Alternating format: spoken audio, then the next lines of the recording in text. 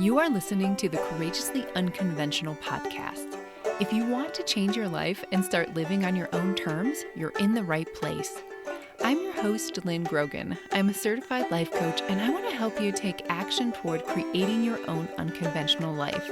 Each week, I'll share inspiring and unconventional stories from those who have gone before you, as well as actionable steps you can take to start your own unconventional path today. Let's go!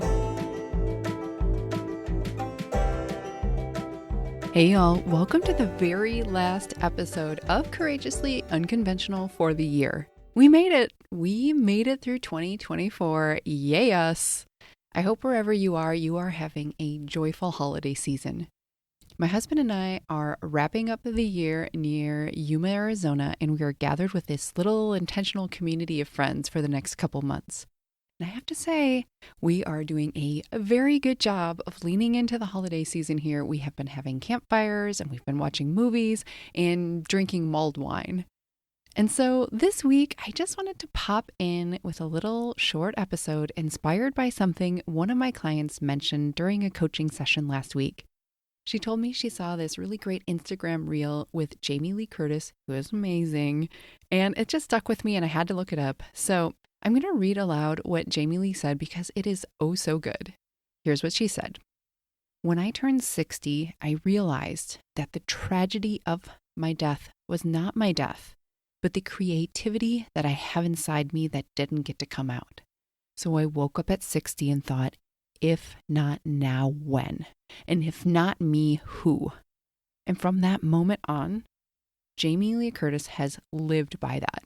At 66 years old, just 6 years later, she now has a production company, she's written a movie, and she has 4 TV shows in production.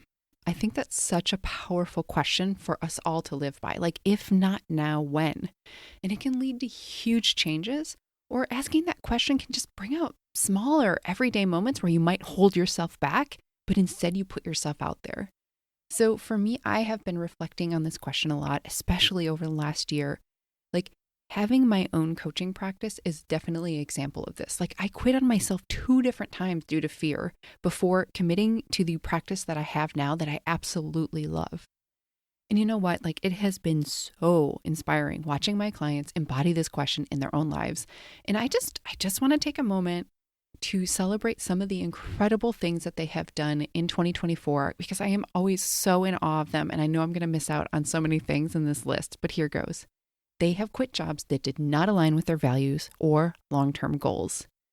They have tried new things with work, like taking sabbatical, like taking on leadership roles, working fewer hours, traveled solo to different countries. They've climbed mountains. I had one client who competed in pageants and fitness competitions this year. They have ended relationships that have no longer served them and bravely started new ones.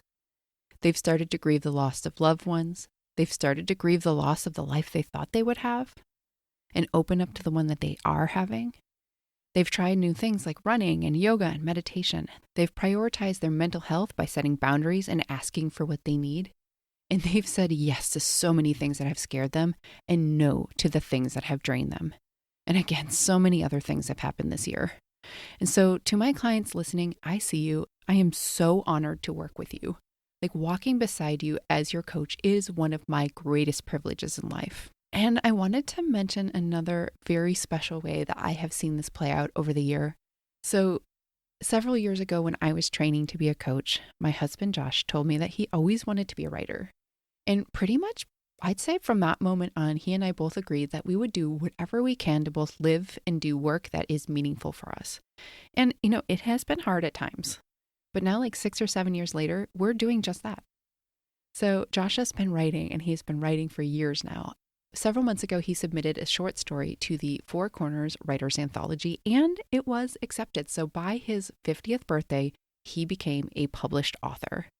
And like I said, it is something that he has wanted to do for so long, and now it is real. So you're actually going to hear from him on the podcast in a couple weeks. I am including this here to hold you to it, Josh. But if you want to check out his story now, you can purchase the Four Corners. It's called the Four Corners Voices Anthology via bookshop.org or Amazon. I'm going to share a link in the show notes. So congrats, Josh. I am so proud of you. And my dear listener, I am so proud of you too. Thank you so much for showing up for yourself this year and listening to the podcast. And as I close out, I want to invite you to ask that question of yourself. If not now, when? And if not you, then who? When are you going to take the leap? When are you going to do the thing? I want you to make 2025 the year that you go for it, even if you don't feel ready. Because here's the truth, we're never going to feel ready, but you can still start. So I'm going to leave you with that question as we close out 2024. If not now, when? And if not you, then who? Thank you from the bottom of my heart for being with me here this year. I cannot wait to see what 2025 holds for us.